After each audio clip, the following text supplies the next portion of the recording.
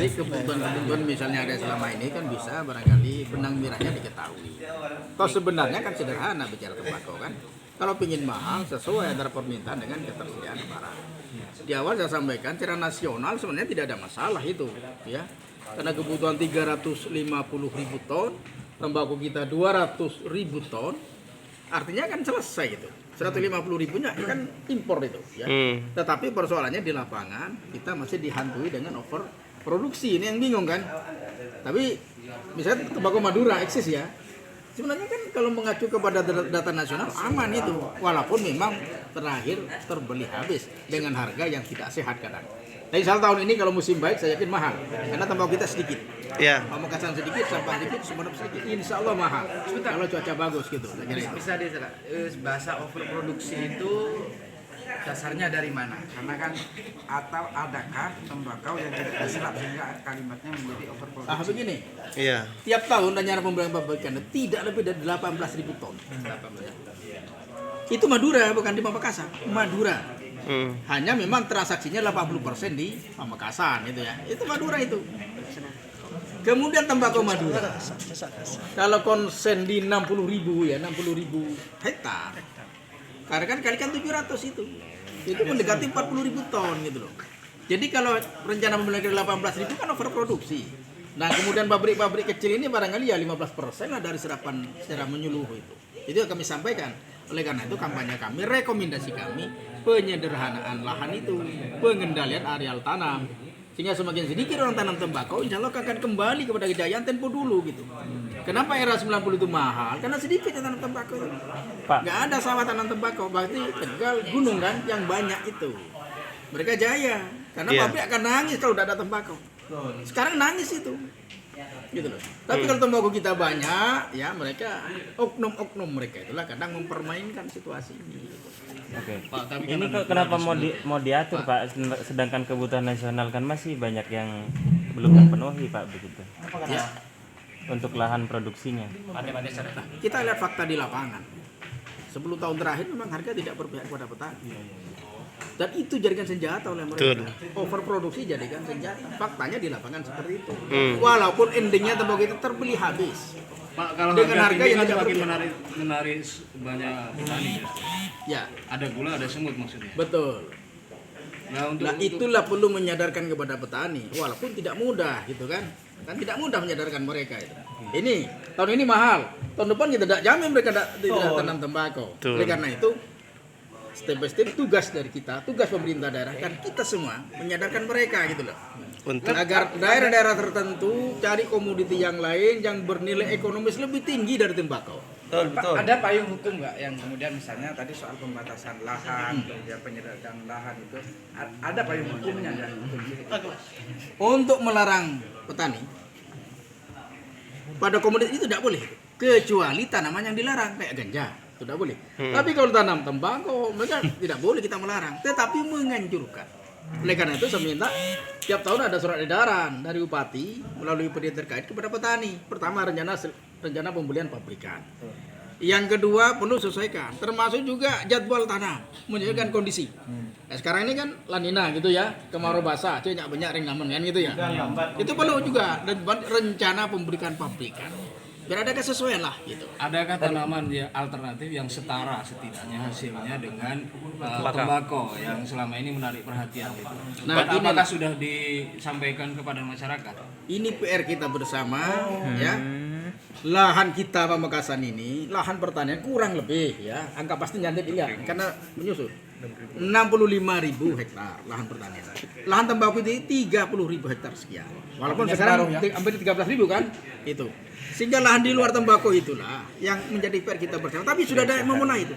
Sandren ya, Pamekasan Grand sudah memulai itu. Dengan tanam melon, tanam bawang merah, dan ternyata hasilnya cukup bagus. Kemudian tebu gagal, Pak. Kemudian serai gagal juga. Ya. Kemudian ada beberapa tanaman lain juga gagal. Sebenarnya kalau tebu apa yang bisa Jagung barusan. Terima kasih ya. lebih masuk akal? Terima kasih. Kalau tebu, pabrik gula kita di Madura tidak ada. Ya, itu jauh ya. Saya sendiri susah juga itu. Tapi komoditi yang lain lah. bahwa kita kan juga unggul ya. Cabai kemarin tembus hampir 100.000. Iya. Itu kan. Kemudian banyak komoditi yang lain.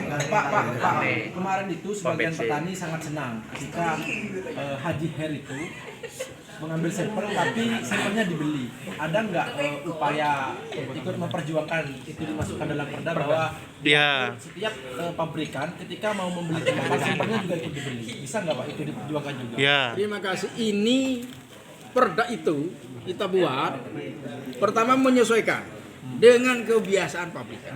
Ya. Karena memang beberapa pabrikan minta sampel.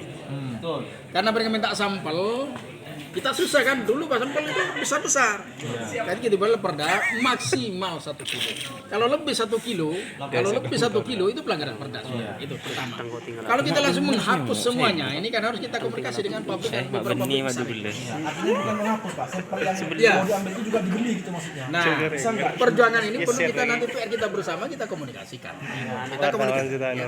Pada prinsipnya menurut kami 1 kilo maksimal itu moderat. Karena ada beberapa pabrik besar yang minta contoh itu.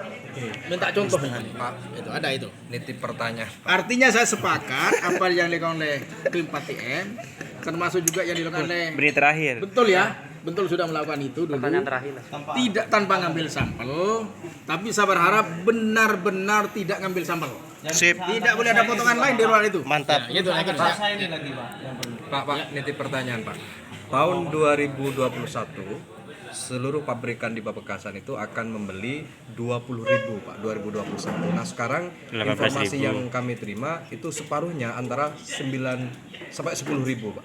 Nah kebijakan berkaitan penyerapan tembakau dari semua pabrikan itu siapa Pak yang menentukan? Ini kan sebenarnya Pak antara peluang dan tantangan bagi petani ketika demikian Pak.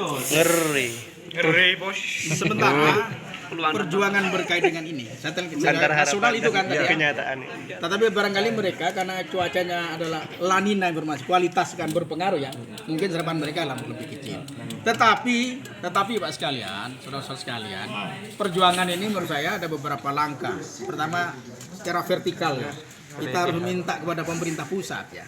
Karena tembakau dengan garam kan beda, dengan gabah berbeda ya. Kalau gabah sudah diatur HPP-nya itu, tembakau mereka tidak mengatur gitu. Kenapa Pak? Ya inilah, karena kan bukan bahan pokok tadi itu ya. Iya. Karena itu barangkali kita perlu secara vertikal, jadi saudara sekalian ini datanglah ke DPR RI, termasuk kepada pemerintah pusat yang berkompeten di bidang ini. Nah Pak, Gitu. maaf saya potong Pak. Untuk kebijakan penerapan penyerapan itu Pak dari mana? Apakah pabrikan atau dari pihak pemerintah Pak? Kalau pemerintah tentunya minta sebanyak-banyaknya, tapi pabrikan mengeluarkan pakus seperti itu. Artinya berarti berdasarkan permintaan dari pabrikan, Pak. berarti pemerintah tunduk kepada pabrikan, Pak. Ya, bukan tunduk atau tidak. Nanti wilayahnya pemerintah ya. Iya. Jadi menjelang tanam, ya, menjelang tanam itu mestinya pemerintah datang kepada pemerintah dan tanya kepada mereka rencana mau beli berapa ribu ton, gitu kan? Nah, rencana pembelian pabrikan harus disampaikan kepada petani, gitu saya kira itu. Pak, apakah selama 3 tahun terakhir kan sampean sudah menemukan adanya pelanggaran pengambilan sampel ya? Apakah ada gudang yang sudah ditindak dan dikenai denda sesuai dengan perda? Bahwa dikenai denda kurungan 3 bulan minimal bayar denda 50 juta. Apakah sudah ada? Ketika saya jadi pengawas sebelum dewan banyak temuan itu. Banyak Pak ya? Banyak teman. Berapa Kalau gudang, belum Pak? ada denda. Berapa gudang Ada di jumlahnya, Pak? Perindak, nanti tanya aja ke Perindak. Gak mau di Seperindak tadi Pak? Barusan di Sprindak Enggak ada temuan katanya, Pak. di Sprindak bilang nggak ada temuan. Pak. Ini, oh ini berita bagus ini. Ya. Iya tanya dulu ya. Bibit atau benih tembakau, apakah ada anggaran khusus Bupati setiap tahunnya atau ada wilayah-wilayah tertentu Pak yang kemudian difokuskan kepada lahan perbibitan itu di Pamekasan? Betul. Mantap. Terima kasih. Memang melalui dana bagi hasil Cukai. dan hasil tembakau, kita selalu menganggarkan untuk program peningkatan kualitas tembakau. Salah satunya melalui bantuan pemberian benih rancak 95 yang memang itu sudah ada apa namanya sertifikatnya seperti itu. Memang ada daerah yang sampai sekarang belum mau menanam perancak 95. Salah satu contoh misalnya, sekolah lapangan kita itu harusnya ada di 13 kecamatan, tetapi ada kecamatan seperti kecamatan Pademangu itu tidak mau menanam karena kewajiban untuk sekolah lapangan itu untuk menanam tembakau dengan varietas perancak 95 itu. Jadi kecamatan Pademangu itu menolak untuk kegiatan sekolahnya dibuka, Pak. Karena tadi untuk Pademangu ini kan perancak 95 kan belum ada. Mereka masih demen ke melati tumpang. Kenapa Pak? Nggak cocok lahannya Pak? Atau gimana Pak? Menurut anggapan mereka dengan perancak 95 ini kurang cocok untuk ditanam di daerah-daerah yang berbahasa. Oke. Pak, lokasi Moris apa cangkring? Ya seperti itu. Daerah-daerah yang memang tidak rekomendasi itu kecenderungan untuk menanam Bukabu. moris, ya, lati tumpang. Pak, apakah di mana lokasi tertentu yang biasanya didistribusikan oleh teman-teman Hutbun berkaitan dengan lokasi penanaman bibit itu Pak? Biasanya di mana Pak? Biasanya Ada daerah lokasi gunung, khusus Pak? Daerah gunung dan tegal. Dan itu tersebar Di mana Pak contohnya Pak? seperti misalnya Batu Marmar, kemudian Waru, Pegantenan, Pakong, Adur, Palengaan, Larangan bagian utara. Larangan bagian utara. Pak, kenapa harus mengambil ke Malang? Gimana? Kenapa harus mengambil ke Malang bibitnya? Kok tidak ditangkarkan di Pamekasan? Ini untuk menghasilkan kualitas yang tidak tercampur dengan CPL atau bahan lain selain tembakau itu. Kemurniannya kita juga jaga. Pak, berapa anggaran benihnya setiap tahun Pak? Institusi yang kompeten terhadap penangkaran ini adalah Balai Penelitian Tanaman Serata Pemalas. Pamekasan masih belum ada ya? Di Jawa Timur ini kualitas ini ada satu di Malang di Barang Puasa. Bahkan mungkin di Indonesia begitu. Kenapa tidak diusulkan ada penangkaran juga di Pamekasan? Kita juga melakukan pengangkaran karena begini, untuk menjadi penangkar ini tanah tersebut harus paling tidak 2-3 tahun tidak ditanami tanaman. Kemudian petani kalau kita kerjasamakan mereka merasa rugi. Karena apa? Teknik penangkaran itu maka daunnya tidak bisa untuk dijual.